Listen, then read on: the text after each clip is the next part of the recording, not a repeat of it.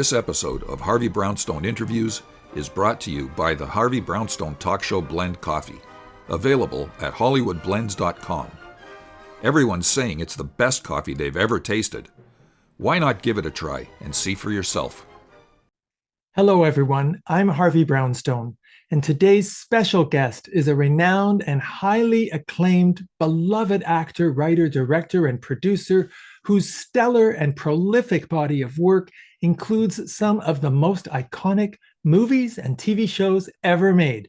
His most popular movies include Mr. Holland's Opus, Fargo, Ghosts of Mississippi, Boogie Nights, Air Force One, Pleasantville, Happy Texas, Magnolia, Jurassic Park 3, The Cooler, Seabiscuit, and so many more.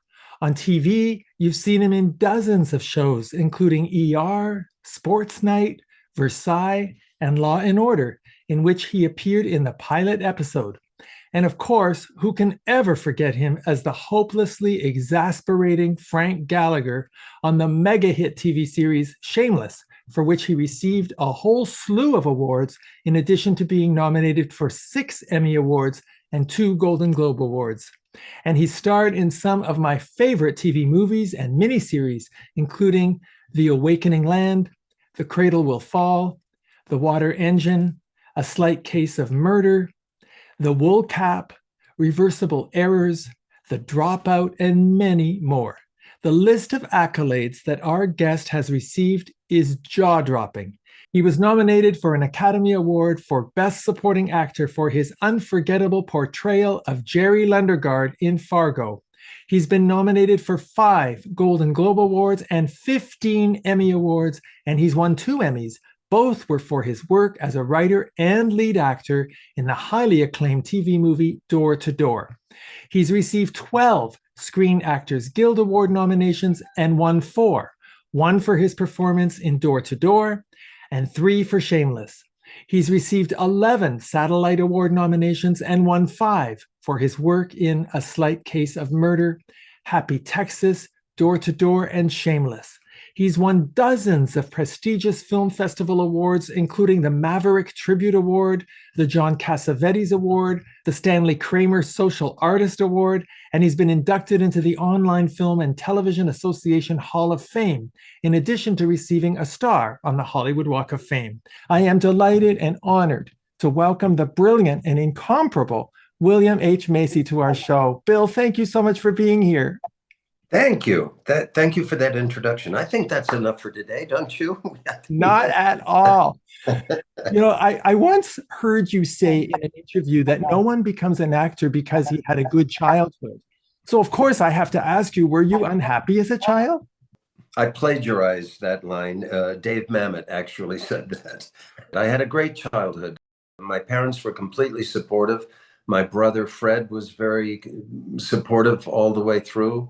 And yeah, nothing to complain about. I grew up first in Georgia and then in Western Maryland. Both places were pretty idyllic.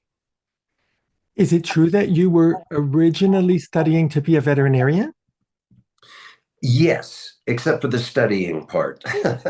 It turns out that if you want to be a veterinarian, you have to go to school and learn things and take tests. No one told me that, so that didn't last long. I got a job as working for Dr. Everhart in Cumberland, Maryland, and I got the job when I was 14, and I did it for about 5 years till I went away to college. And I love critters, dogs in particular, and I thought I had sort of a penchant for it, and so did the doctor. But it wasn't to be. I wasn't great in school. I'm not much of a student. So at some point you decided you wanted to be an actor. Do you remember, Bill, the moment when you realized that you were actually going to be able to make a living as an actor? Make a living. The aforementioned David Mamet, the magnificent writer, perhaps the greatest writer of our time. I think the moment would be back at Goddard College in Vermont, and we had just done a play, and Dave Mamet came up to me beaming, and he was not forthcoming with compliments. And they said I'd done a good job. And that rewired my brain. And I met a lot of people in that class, particularly Stephen Schachter, who was my writing partner. We wrote Door to Door and many others together. And did I know I was going to make a living? I did. It really wasn't the question. It was more about the passion and the dedication. That's the way David taught both Stephen and myself. So I did make a good living in this business, and it seems to be a result of something. I don't know if you can work to make money in this business. Probably that's a fool's errand. Well, in my definition, I think you will finally be able to say that you've made enough money when you don't have to take a part where you get wet. Too true. And I'm there. Well, a lot of actors have said they knew they had become successful when they no longer had to audition for a role. What was the first movie you were in where you didn't have to audition? My favorite director in the world, Paul Thomas Anderson. They sent me a script of Boogie Nights. I was working somewhere, and it was racier than the movie. It was, and I thought my agents were punking me because it was a X-rated script, and they said, no, no, no, it's contractual that it'll be an R-rated movie. And Paul will do whatever he has to do. So I reread it and I just went crazy for it. And then I saw Paul's first film, Hard Eight. And I thought, I will do the phone book if this guy is directing. And I went to the meeting with him in LA at a restaurant, prepared to pitch how I would play the role, what I thought the through line is, all the bullshit that actors come into one of those meetings with. And I couldn't get a word in edgewise. Paul was talking about the film, how he was going to shoot it, this and that. And he was nervous. And it just hit me like a ball peen hammer. Oh my God, I've got the role. He's auditioning. He's trying to talk me into it. And I remember just exhaling and sort of slumping down in my seat and listening. That was the first time I realized that I didn't have to audition. And the thing that did it, of course, was Fargo.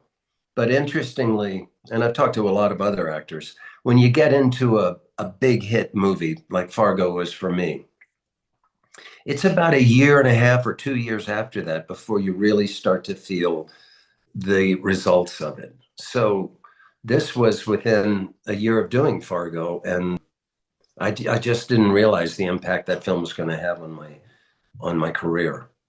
Well, I'm really impressed that you read the script and had the instincts to see that this was a good script for you, and it was a fabulous movie. Who were the actors that you looked up to when you were just starting out? When I was starting out, I saw French Connection when I was studying with Dave Mamet, and Gene Hackman just swept me away. I remember thinking and saying to anyone who would listen, if I could ever act like that, I would die happy. I thought he was magnificent. I thought the whole film was great. But Gene Hackman has always been one of my heroes, and I never got to work with him. And, it seemed beyond my reach, but the films that affected me a lot, The Godfather, the first two, Chinatown, Butch Cassidy, those films, I thought the actors were so sublime. And I loved, this is one of the things I've always loved about actors. One, when they make it look effortless. When it's not wrought. It's just coming out unbidden. And secondly, my favorite actors have this attitude of not giving a shit. They don't care if you like them. They don't care if you approve of them. They march to their own drumbeat, and that drumbeat is indistinguishable. Where's the actor and where's the character? They both become one thing, and they just don't care. They have a strong objective, and they're going to win. And they don't care if you like them or not. And I've always wanted to be that kind of actor. Well, you are. You're seamless and you're authentic. Now, you mentioned David Mamet, brilliant writer and director. You've worked with him in a number of productions, including American Buffalo, The Water Engine, Oleana, House of Games, Wag the Dog, just to name a few. What would you say was the most important thing you learned from Mr. Mamet?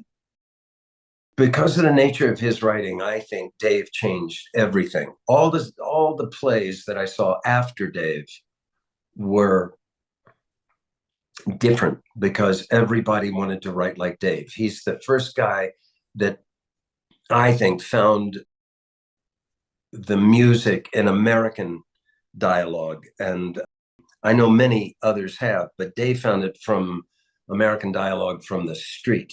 He turned fuck into a beautiful, beautiful word that you can use in so many ways. He broke all the rules. He was prescient. He saw things coming long before they were headlines. And here's an odd thing. He told us over and over again, the words are gibberish. The words don't mean anything. It's your intention. It's your will. The words don't mean anything until you say them. And that's hard for an actor to learn because we start off reading the script and it's all on the page. It's all words. But Dave's right. The words don't mean anything until you, the actor, ascribe meaning to it. And it opens up a script to your interpretation. And Dave always impressed on us that people go to the theater to hear the truth. That's why dictators always close theaters first. And that the truth in the theater was something people could count on. And he made it a calling for us to tell the truth. And not just some arbitrary or political truth, but the truth to the human soul. And he's the guy who impressed us that the purpose of technique is to unlock your soul, your subconscious, which is where the truth lies, because we've all been socialized. And he was really good at teaching all of us how to access that subconscious. And the first way is treat the words like gibberish, just let them come out. And for a guy who writes so brilliantly, for him to say the words are gibberish is visionary. I've heard Dave say, when an actor stumbles on a line over and over again, Dave would say, "Oh, I must have wrote it wrong." And he'll rewrite the line. He is not precious about people learning his lines verbatim, every comma and or conjunction in place. He's very loose about that. That said, he taught us that the founder of the feast is the writer, and that our number one job as actors is to figure out what the writer is trying to do and serve the writer, serve the text, tell that story. Sounds kind of fundamental, but the number of times I've seen actors who want to tell a different story, they want to tell a different story than the one they've signed up to tell. You know, it's so interesting to hear you say that about the words, because we've had many actors on the show who talk about the research they do to prepare for a role, the backstories they create for their characters. But Bill, you're known for being an actor who's very much in the moment. You take all of your inspiration from the story. And I've heard you say you can't act the words, you can only act the actions.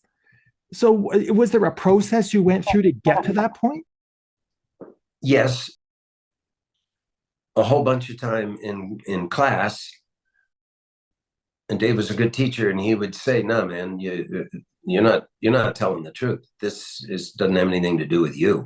You're trying to act the words. We could read the script. We don't need that." So that constant reminder. There are some tricks you can do. When I read a script, I try to read it all in one sitting. I skip the stage directions, 90% of which are nonsense anyway. I don't know why writers put that crap in there, but I skip the stage directions. If I get confused, I'll go back and check the stage directions, see what I missed. If you do that, you can read it in real time, Most movies are about an hour and a half, hour and 45 minutes. And if you read it all of a piece, you can read it in about real time. So you see the movie in your mind's eye, and it's pretty easy. If we could all see the movies made and then choose which ones we want to do, that'd be an easy task. But a lot of people have trouble reading the script and seeing the film. A lot of times I don't read my text very carefully on purpose. So I'll read the script and I'm not really sure who they want me to play, because my thing is I want to see the movie in my head, and then I'll decide if I want to do it or not, because I would rather be in a good movie than have a bigger role in a bad movie.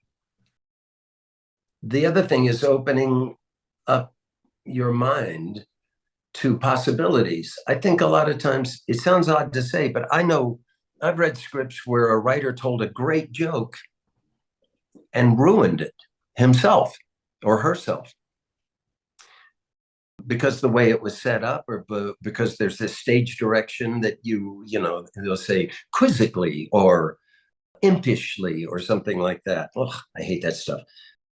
And keeping your mind open to, if the words are gibberish, tell the story that you think the writer has in his or her mind. And that can give you a completely different line reading. And then there's times that you read something and you go, this, I don't get this moment. I don't like this moment. Well, then you just say the words, just keep going. I think one of the best lessons I got from Shameless, which I got to do for over a decade, was that I finally realized, put it down. Not everything is important. Just put it down and relax. It's a hard lesson to learn. Do your job. Just do your job and don't worry about the other actor or the director or stuff like that. It's not your job. Don't worry about that. Be good all the time with no exceptions and no excuses. Always be good, which means truthful and following your plan, i.e. the objective. And in Shameless, I kind of put it down and I realized, all right, I blew that scene. There's another one coming. I'm going to have to beat myself to death. Okay, that's not a good episode. There's another episode coming. I didn't have a good year, but there's another year coming. And it just gave me confidence, and I stripped away a lot of bullshit that I thought was important, and I got lighter on my feet. Do you think there's a big difference between talent and technique? Yes. If you've got a lot of talent, you pretty much don't need anything else. That's God-given. You should thank God for it and take it all the way to the finish line. I've taught a lot of classes and I've been in a lot of classes, and the people who come in good, they leave good. Technique is for the rest of us. And technique is a way of figuring out what the writer has in mind and translating that into something that you can actually do in real time in front of people. And you can do it over and over again. And no two takes will look alike, because it's the goal you're going for. It's not the journey. It's the goal. The words, let them go as they will, and allow yourself to be spontaneous. In other words, allow your subconscious to come out. Technique can make things clearer. It can tell you where to look. It can tell. There's some fundamental, sort of mundane things that some people never learn how to do. Like, if we can't understand you, well, then you should find some other way to make a living, because it's all about understanding what you're saying. I've seen actors, they got a mic here and they got a mic right here, and you still can't hear them because they whisper and or they mumble. And when you're on stage, you got to cheat out. It's a really weird thing to. That proscenium it's a weird thing. But when you get good at it, no one even sees that you're doing it. Technique is a way of getting to your subconscious, I think, and that's valuable.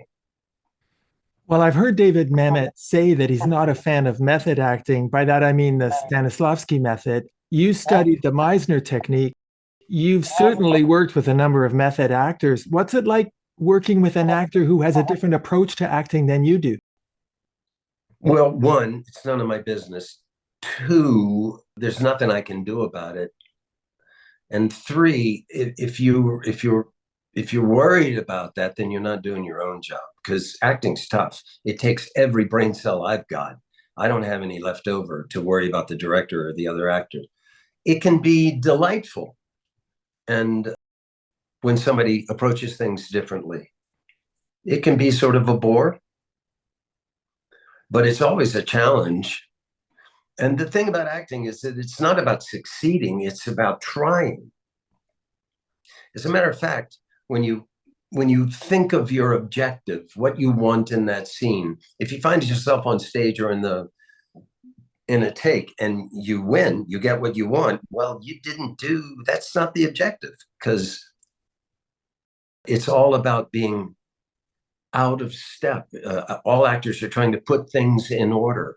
They're trying to solve problems. And if the problem gets solved, that's not the scene then. You blew it. Well, when I look at your acting, Bill, no matter what you're doing, you make acting look easy, even though I know it's hard work. And many actors have told me that they feel like frauds. So I'm wondering, have you ever surprised yourself or doubted yourself because you delivered a really good performance that wasn't hard work and seemed too simple to be good? Yes to all of the above. A couple of times in my career, I haven't felt like a fraud, and I did think I know how to do this. But 99% of the time, I feel like a fraud who's going to get fired, who's going to be found out as the talentless oaf I am. And what I've learned is everybody thinks that. Every single person. You're at home, you learn the script, you know the words inside and out. When you do it in your room, it's fabulous. And then you get on set, and the first time you say it, number one, you go up on the lines and you can't remember anything. And two, every word that comes out of your mouth sounds like horseshit. It's the condition that we have to work in. Everybody feels it. It'll never go away. You just keep going. Well, And do you ever truly get comfortable with that feeling of being a fraud? no, you just ignore it. But getting back to Dave, who's the greatest wit I've ever known, but I heard an actor come up to him, a big actor, and said, "Dave, I'm very uncomfortable about this scene." And Dave said, "You are? I'm so happy for you," and walked away. Because you're not, it's they call it drama, and that's because you want X and I want Z, and we're going to duke it out. Every single scene has got drama in it, so you're not supposed to be comfortable. So, of all the actors and actresses you've worked with, who would you say you've learned the most from? What a great question. All of them a little bit. I learned a whole lot on Shameless because my cast was so young when we started that, and I saw them go through the learning process of how to act, how to comport yourself on a film set, and how to maneuver Hollywood and success. And I thought they were all really sublime and really smart, which is not to say that they didn't make mistakes, but I just thought they had more grace than I did at their age. So I learned a lot there. A lot of times I think maybe we get myopic, but when you're acting with someone, I don't have the ability to step back until I see the film, and then I watch them. And oh my gosh, the people that just kill me. Steve Carell, he makes it look so easy, and he can do Jim Carrey, and he can do Olivier. He can do anything, and he makes it look so easy. The closing seasons of The Office, it was absolutely impossible to tell if Steve Carell was crying because he was saying goodbye to this thing, which had been such a huge part of his life, or whether he was acting. And who cares? It was so And then he did that film about the wrestling thing, and everyone said he didn't do anything. There are a bunch of actors that I've seen that people say they're not doing anything, and I beg to differ. The reason they're not doing it looks like they're not doing anything, is because they're doing what they're doing so well. Well, let me ask you about Fargo. Yeah. You have spoken many, many times about the lengths you went to convince the Coen brothers to cast you in Fargo. My question is, when you want a role as badly as you wanted the role of Jerry Lundegaard in Fargo, does that make it harder to audition than if you're more indifferent about a job? Yes. Yes. The more you want it, the more pressure you're going to put on yourself. So, what are your memories of the Academy Awards show on the night that you were nominated? I'll tell you why I'm asking you that. You didn't do a lot of publicity and interviews before the Oscar night, and I was worried that it was going to affect your chances of winning. So I just wondered what went through your head that night. I wonder. I don't know. The reason I didn't is because I was directing a play in New York, and I thought, well, I got to do this. It was at the Atlantic Theater Company. I'm a member of the company, and I felt that I had to be there doing that. I did as much as I could. I'm not good at the Hollywood game. I think I could have done better in my career if I met the right people and remembered their names and followed up. And I don't know. It's just who I am. I think you did really well, Bill. I think I did okay. Now, I'm sure you know the movie Fargo was selected by the Library of Congress for the National Film Registry as being culturally, historically, or aesthetically significant. Of all the movies you've been in so far, that was the one that was chosen. How does that make you feel? Proud. I told you so. I read the script, and it was a brilliant script. If I may, I think it's one of the best scripts they've written. It had a wonderful beginning, middle, and end. It was funny. Ethan Coen is a fabulous writer. They both write and they both direct, but Ethan writes more and Joel directs more. And they both produce, and I think they both cut. They really work together well. And I saw myself in the role. Absolutely. Even though I was described differently, I was supposed to be overweight and balding.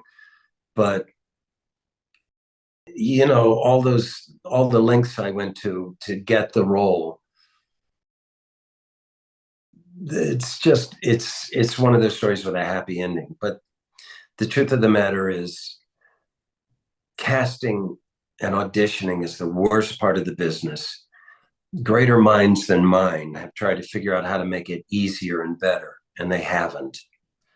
And I don't know what to do about it, but it's dehumanizing.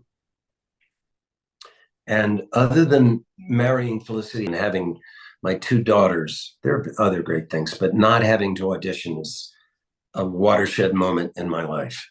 Yeah, that's why I asked you about it for sure. We talked about Boogie Nights. What was it like working with Burt Reynolds? He was cranky. I didn't have many scenes with him. I made a joke about Smokey and the Bandit, and I thought he was going to punch me right in the face. And so did the rest of the cast. My humor is sort of insulting. You know, it's a funny insult. It didn't go over well. He was sort of cranky, and, you know, it didn't affect me, but then he was trashing the movie up until he got an Oscar nomination for it. I don't know. He didn't know what he was in. He didn't get it. He dropped the ball. He was good in the movie, but he didn't comport himself well. Yeah, that's what I heard. Now, Nina Hartley, who played your wife in Boogie Nights, was a real life porn star, and she was known for giving out copies of her movies. So I'm dying to ask you, Bill, did she ever give you a movie?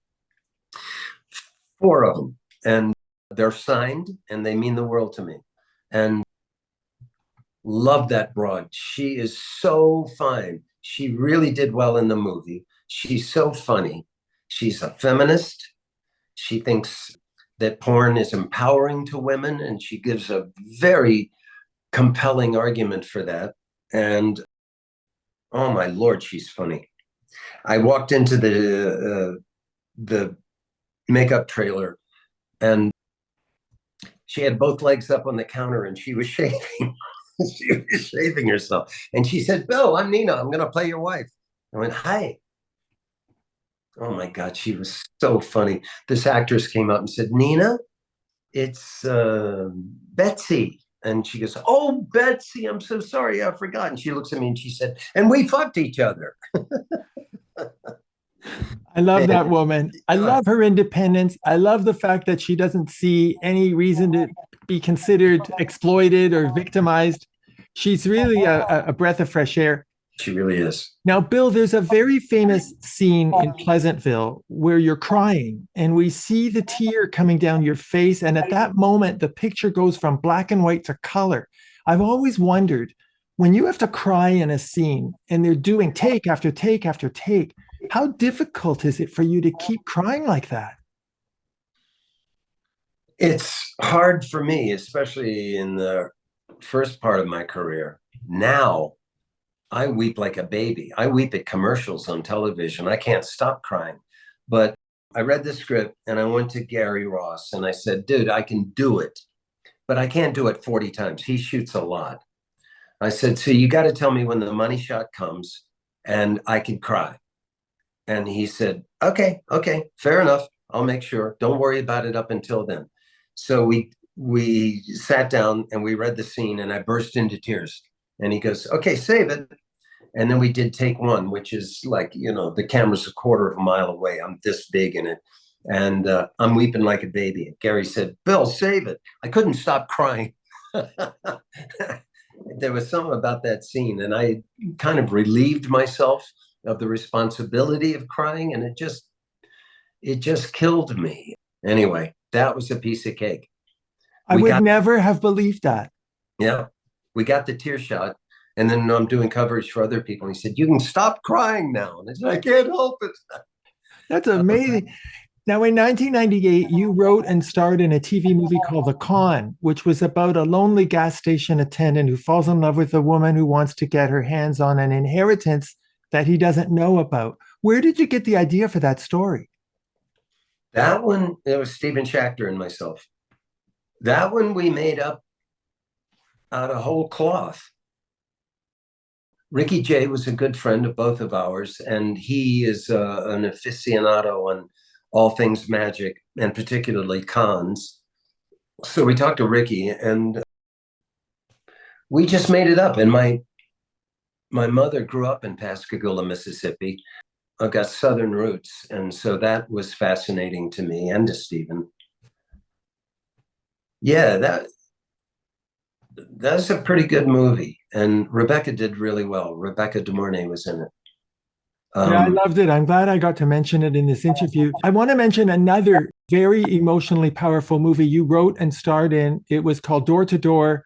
You played Bill Porter, a real person with cerebral palsy who was told he was unemployable, but he proved everybody wrong and became a hugely successful salesman. The movie won 6 Emmy Awards. You won 2, one for writing, one for acting. You also became an ambassador for the United Cerebral Palsy Organization, which is so commendable, Bill. What did the real Bill Porter think of the movie? He liked it. It's the only time I've ever done an imitation. And when I met him, I told him, "I'm going to imitate you." And he said, "All right." And it's a true story. I was really proud with what Stephen and I did because we felt compelled to tell Bill's story. And Bill's story didn't have an ending. He was still selling. And so what we did was fictionalized all the people around him. And those were the stories that we followed. And it worked wonderfully well. And I was so proud of us because I thought that was a clever way into the story to honor Bill Porter and what he did, and yet make it dramatic and make it have a punchline and all of that. The only thing he took exception with was we indicated that he had a crush on his helper. that Kira Sedgwick played, and Bill didn't like that. And so I went to people that knew Bill, and I said, he didn't have a crush on Kira? And he said, oh, yes, he did. Yes, he did. So we had gleaned that and put it in, but it was mild. And it was a tough shoot because it was all rubber, I had to do 5 different ages. I think the makeup alone must have driven you crazy. Oh, that's rough. I think we shot for 33 days, and I waived my call 33 times. Me and hair and makeup had a pact. Anybody could cry uncle anytime, and we would take our turnaround. A turnaround meaning from the time you leave, you got to get 12 hours. And I think one time I was back in the chair 8 hours after I'd left it. And they pay you really well for that, but still it's rough. But I got through it. Thankfully, Charles Pourlier did all that makeup, and he very wisely said, you got to shave your head, man, because if we have to gaff quad, which is this glop they put on your hair to make it tight and like a helmet. He said, shave your head and we could save an hour. So I shaved my head. And I remember we shot it before Christmas, and everyone kept saying, oh, you look great. You look great. It's kind of handsome. You have a nice head. It's great. I got 7 hats that Christmas. Uh-oh. Uh-oh, there's a message there. I want to mention another one. In 2004, you co-wrote and starred in a highly acclaimed TV movie called The Wool Cap, based on the 1962 Jackie Gleason movie Gigot, in which you play a deaf, alcoholic apartment building superintendent who becomes, for lack of a better word, the unwilling guardian of a little girl. How did Jackie Gleason's performance impact the way you played the role? It hooked us on the idea because for Jackie Gleason, we know his persona, to the moon, Alice, he's fiery. And he was so sweet in that. So we took that and put it in that he had a crusty side, but he was really a sweet fellow. It was an interesting thing. Stephen and I would be writing, and Stephen would say, and then you say, blah, blah, blah, blah. And I go, wait. What do you mean I say? How do I do that? Because I didn't sign a lot in the thing. And we made a joke about signing. It was a fascinating experience to be in almost every single scene and not saying anything. It was really, really a wonderful experience. And we had a great cast in the thing. And Crystal, that little capuchin monkey, I saw her in a movie the other night and I recognized her, a current movie. And I said, that's Crystal. And they went, come on, that was 12 years ago. You can't recognize it. That's Crystal. I know it's Crystal. Crystal has a bigger resume than you, me, and 10 of our friends together. She's been in every single movie. That's amazing you recognized her. Now, I want to ask you about something sad. In the year 2000, you co-starred with Philip Seymour Hoffman in a movie I just loved called State and Maine. We lost him much too soon. Did you get to know him at all? Yeah, we did a bunch of movies together. Both of Paul's movies that I was in, he was in that. We sort of saw ourselves as Paul's acting troupe that he had put together. And he stuck with a lot of those people, especially Phil Hoffman. And I got to say, man, he was the best of us. That guy was a magnificent actor. Talk about not giving a shit. And he could do anything. When you looked at him, you thought, well, you're going to get one thing. But he could be fiery. He could be simple. He could be a simpleton. He could be frightened. He could be vicious. He could do anything. I miss him. I want to ask you about your departure from ER, which seemed a bit weird to me. I believe it was in season 4, 1998, in an episode called Shades of Grey, that your character, Dr. Morgenstern, simply announced that he was leaving, and that's it. You were gone, except for one final appearance 11 years later in season 15. Did Yeah. you ask to leave the show, or did someone just decide they didn't need you anymore? They were great with me. I was doing a pilot with John Wells, a Jane Curtin pilot, and he said, I'm doing this thing called ER. You want to go down and be the head of the ER? I said, yeah. So that's the way I did it. And I was working a lot, and they would work around my schedule. I would do perhaps 4 episodes, sometimes maybe 6, but that was a big machine. And I read the script and saw that I was quitting. And I kept saying, am I off the show? You mean nobody told you before?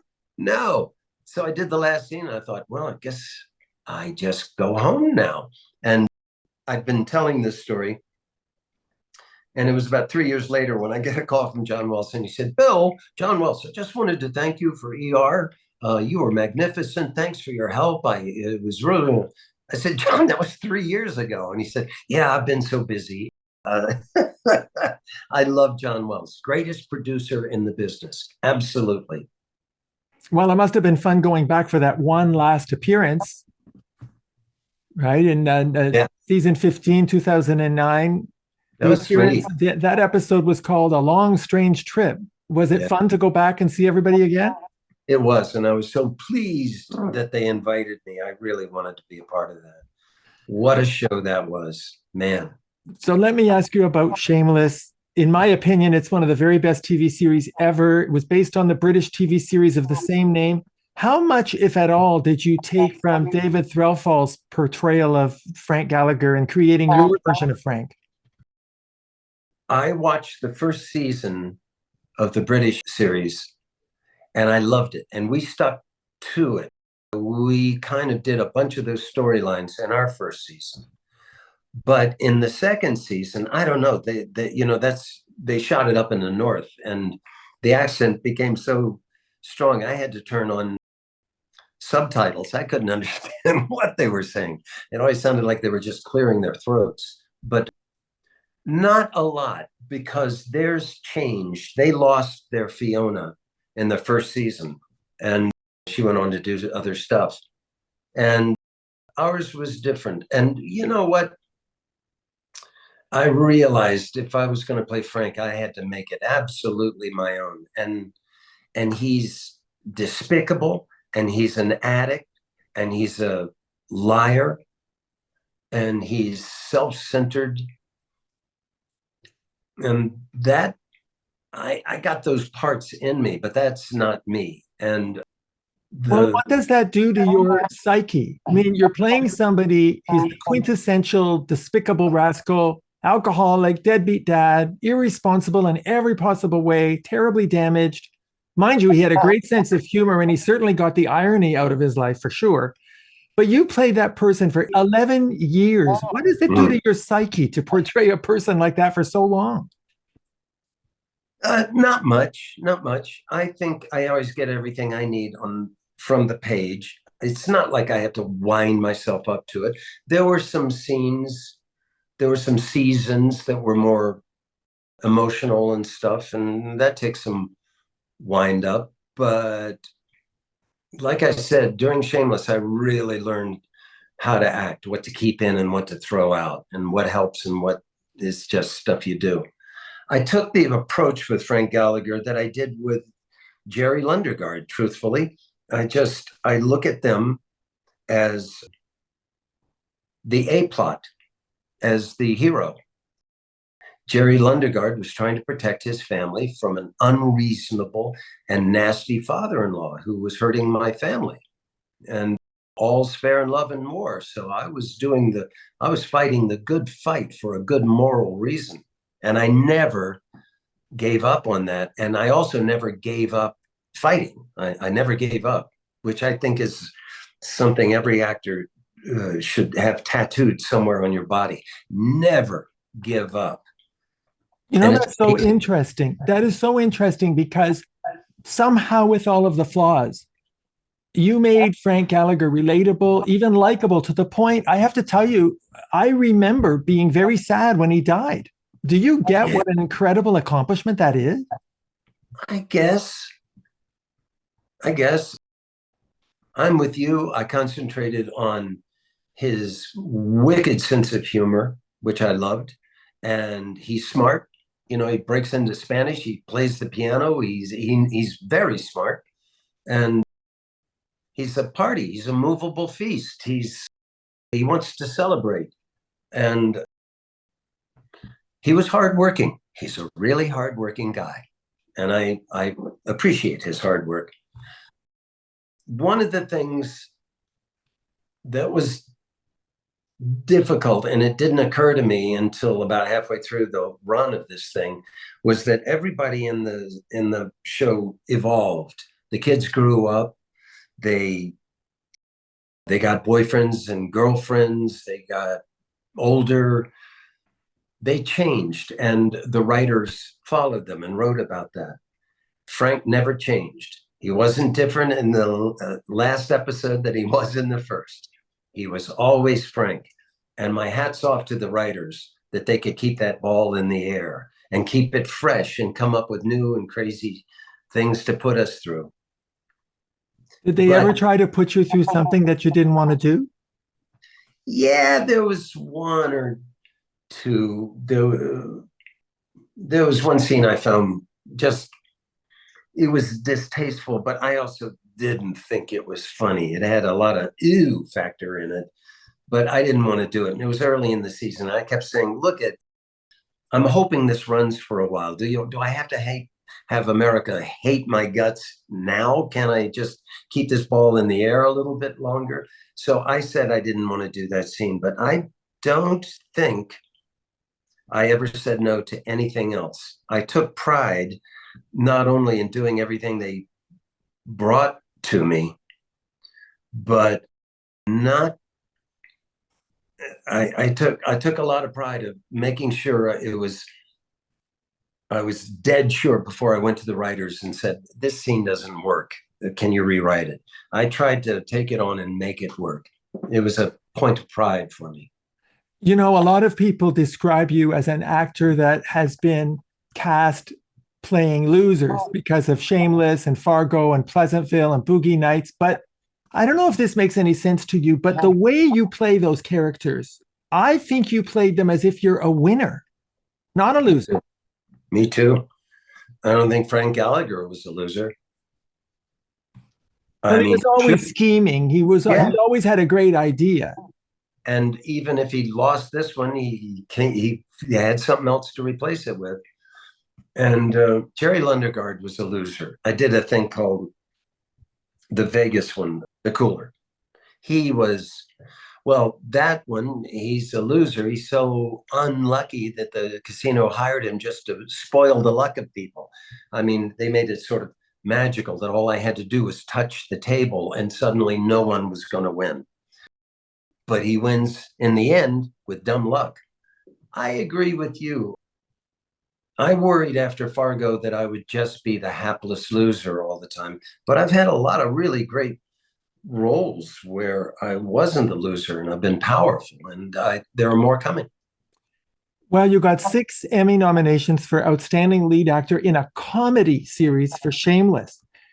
I never really saw Shameless as a comedy. And when I look at your work in comedy, I don't think you're trying to be funny. You're just being truthful and you're relying on the situation and the writing to convey the humor, right? Yes. Yes, I think it's a trope, but it's true. It's not an actor's job to be funny.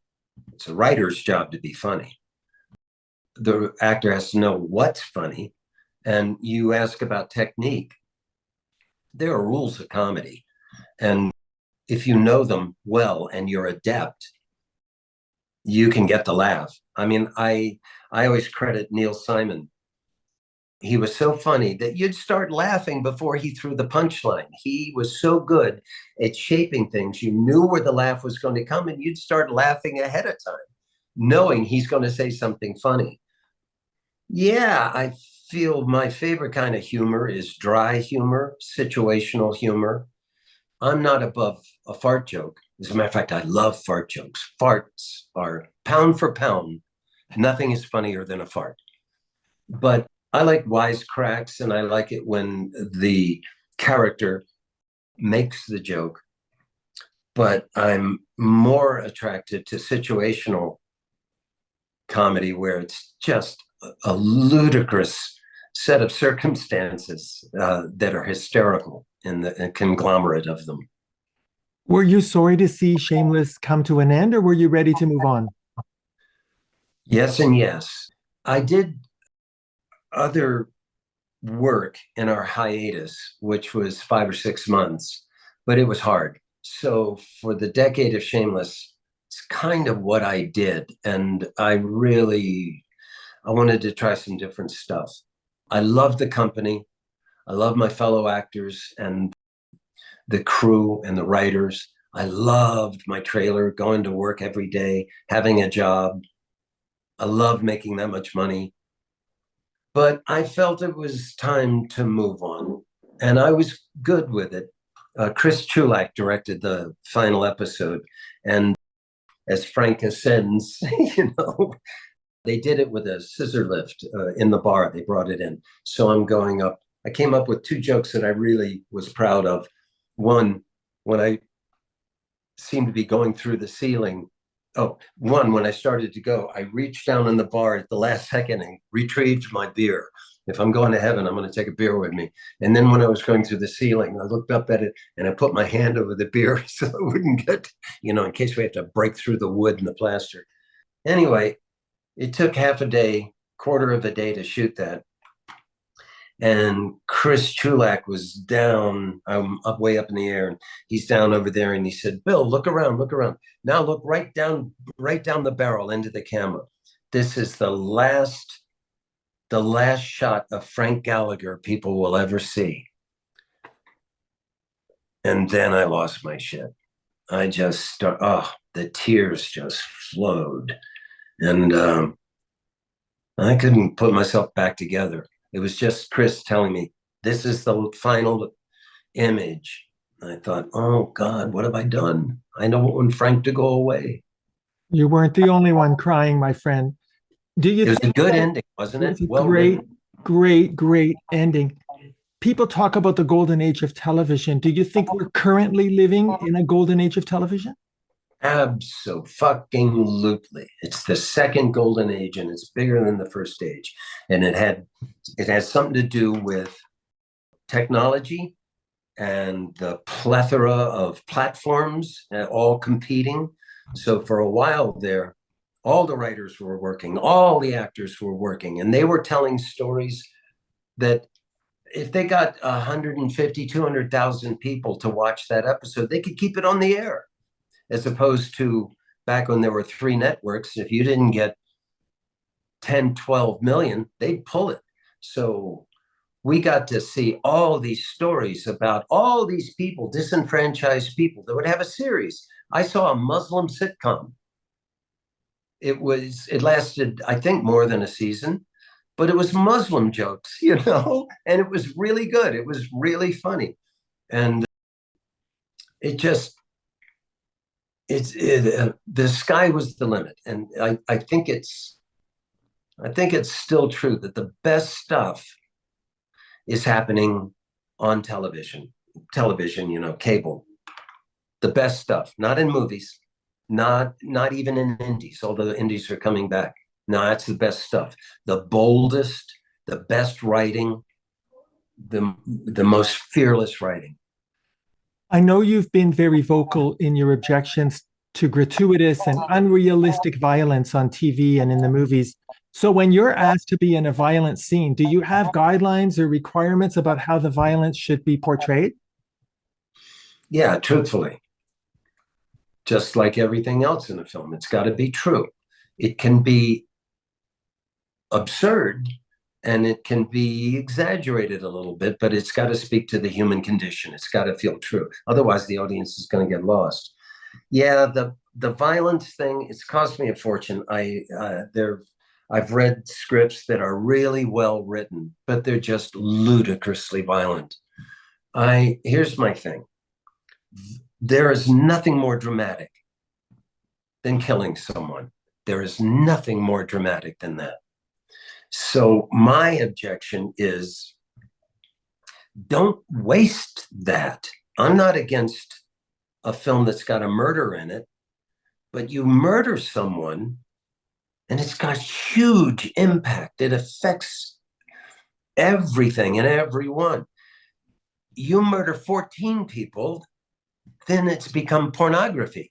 The only thing bigger than murdering 14 people is to murder 15 people and then 16 people. And also, I've never seen it, but I've seen film. When someone gets shot and killed, it is so horrifyingly banal. They just jerk and fall over and it's over, lights out. That's it. They're dead. And it's 10 times, it's 100 times more dramatic than the bullshit that we put in, where they give a speech and they're cracking jokes. And it's just, they're taking all the drama out of violence and turning it into a cartoon. And I particularly get upset when they mix violence and sex and when they mix violence and humor. Let's kill them, but in a funny way. I find that despicable. And I also think, it's been a trope of actors. Hey, I'm just the messenger. Don't get mad at me. That's the society we see. That's what we're reflecting. Not anymore. The whole thing with the kids holding the gun sideways. I like to shoot. Nobody holds a gun like that. It's suicide. You can't brace it. You're not going to hit anything. You know why the kids out on the street are shooting each other that way? Because actors did it first. They're imitating us. So we're not messengers. We are the instigators of so much violence because kids are just drowning in these horrific images. And so it means nothing to them until they get on the street and they see it for real. And then they're ruined for the rest of their lives. Well, as a retired criminal court judge, bravo, and amen to that. I couldn't agree more. Now, Bill, you've done a lot of work on the stage in addition to movies and TV. You appeared on Broadway in Our Town and Speed the Plow. You've been in a number of other theatrical productions. Last year, you co-starred with your wonderful, talented wife, Felicity Huffman, on stage in Aspen, Colorado, in a play by Ann Nelson called The Guys. Well, you've worked with Felicity quite a bit. The two of you worked together a number of times in Sports Night, A Slight Case of Murder. You directed her in Rudderless. I know you met in the theater, so I'm wondering, are you each other's acting coaches and mentors? Yes. And don't try this at home, kids. But for us, it works. We met in the theater. We love talking about acting. We love talking about storytelling. And I read her scripts. She reads my scripts. We give notes to each other. Somehow we figured out how to do it so that nobody gets his or her feelings hurt. I mean, it happens. But then you just say, ouch. And they go, I'm sorry. And my daughter, Sophia, is an actor. Yeah, we love talking about acting. I love actors. I love storytelling. I love everything about this business. And particularly on the stage. I grew up on the stage and it's just endlessly fascinating to me. It's hard work. It's a young man's game. I stepped in on Speed the Plow on Broadway, and I felt like I'd been hit by a truck. It's a lot of work. People think you go to work at 7:30, you're home by 11. What's hard about that? That's all you can do all day. You're thinking about it all the time. And you got to get yourself so that when the curtain goes up or the lights come on, you're ready to act. And no excuses if you're not. Yeah, it's pretty brutal. I want to take you back to March 7th, 2012. You and Felicity got your stars on the Hollywood Walk of Fame. You're only the second married couple in history to get your stars at the same time. For the trivia buffs out there, the first married couple was film producers Richard Donner and Lauren Schuler Donner. And then after you, there was Goldie Hawn and Kurt Russell. They got their stars at the same time, but you were the second. What went through your mind during that ceremony? I was so pleased. like I say, I love the business. I love Hollywood. I love the history of it. And we live, you know, just up the hill from where the star is. And I walk along those sidewalks and I see him all the time.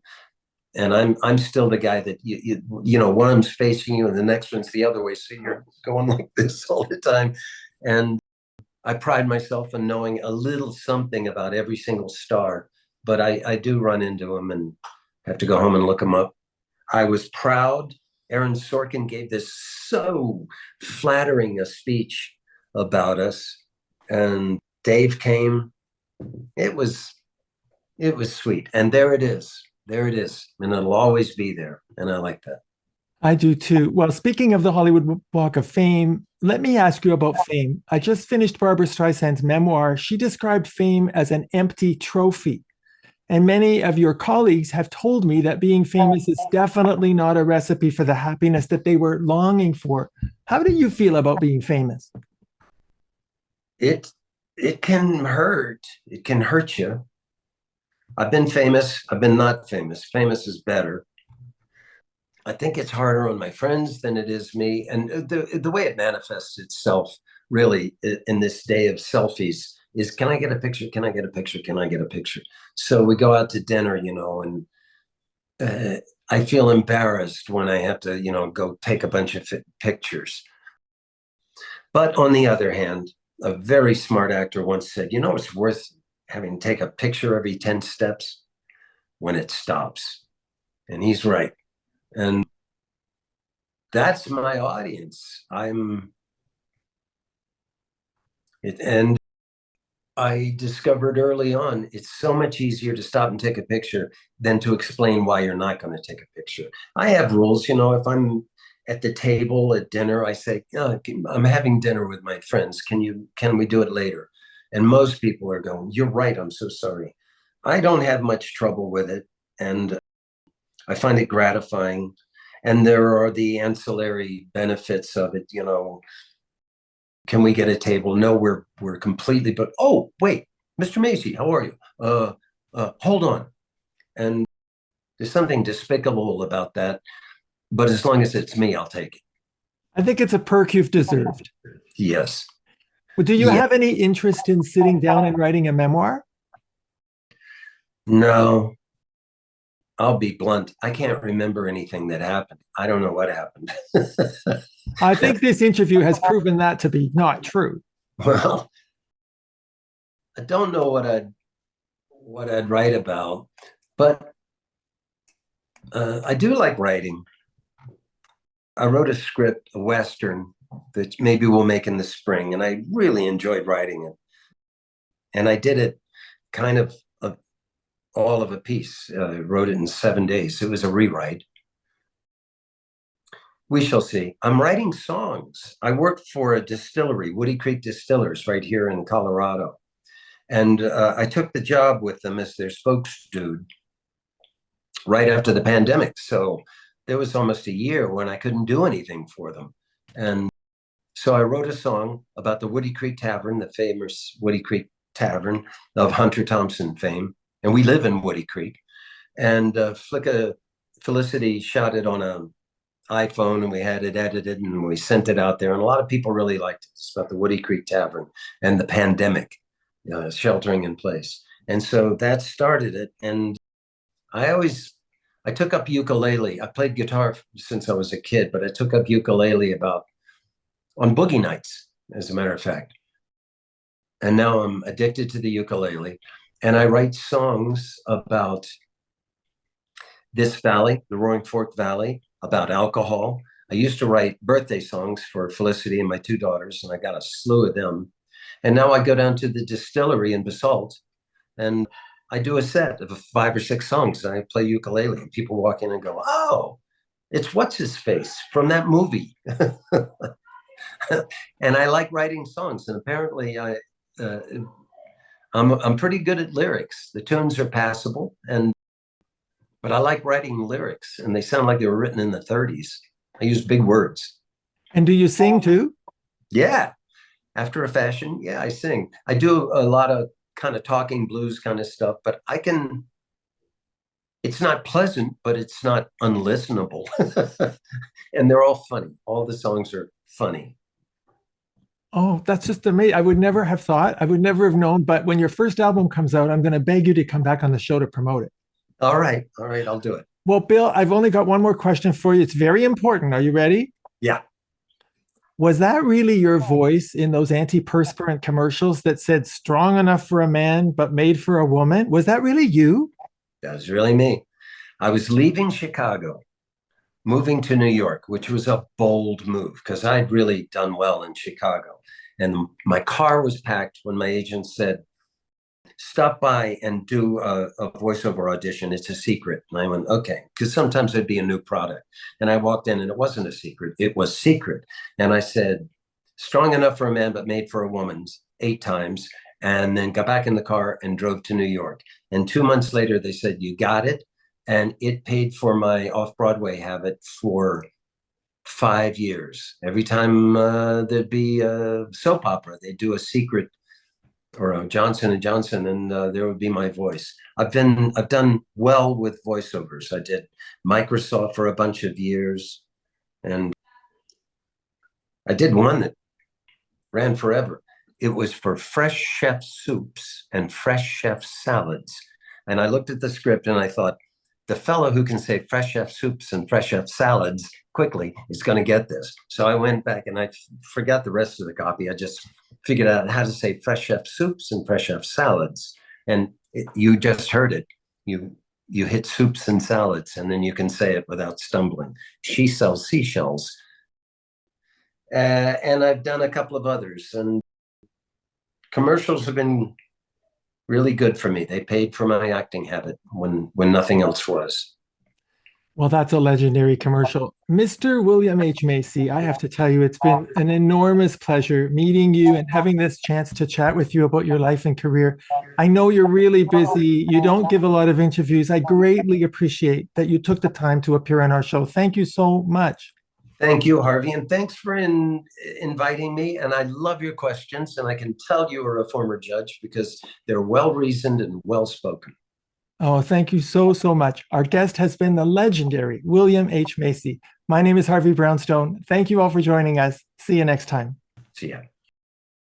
Thank you to my producer, Steve Silver, my managers, Rick Marcelli and Robin Bragg Marcelli at the Marcelli Company in Hollywood, my director of programming, Robert Monaghan, my PR directors, Eileen Shapiro and Jimmy Starr, and my entire team at the XPTV1 network in the UK. Thanks for watching. Be sure to check out all the great interviews on the Harvey Brownstone Interviews YouTube channel. Don't forget to subscribe and ring the bell to be notified when new videos are posted.